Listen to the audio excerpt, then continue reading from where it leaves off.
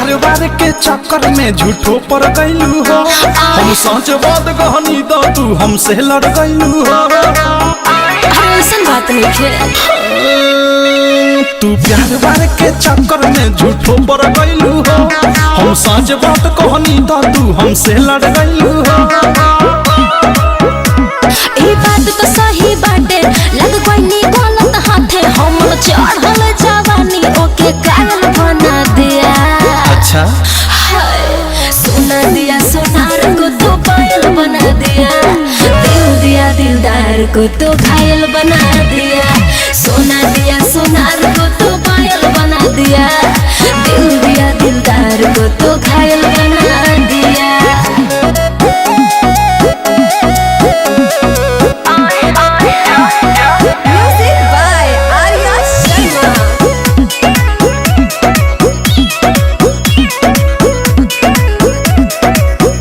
आजकल कोई प्यार नहीं करता है। अच्छा। सब जवानी के जलावा पे मरता है। अरे ऐसा क्या है?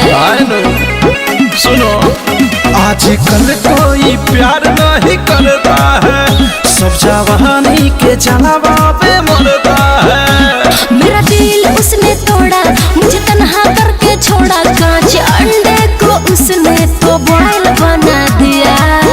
ऐसा क्या? सोना दिया सोनार को तो पायल बना दिया। दिल दिया दिलदार को तो घायल बना दिया। सोना दिया सोनार को तो पायल बना दिया। अच्छा। दिल दिया दिलदार को तो घायल बना दिया। मैंने पहले ही बोला था।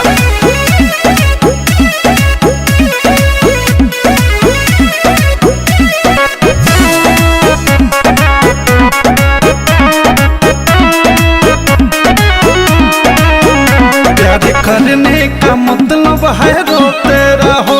दिल की दर्द न थामे तो सबसे कहो। ऐसा क्यों?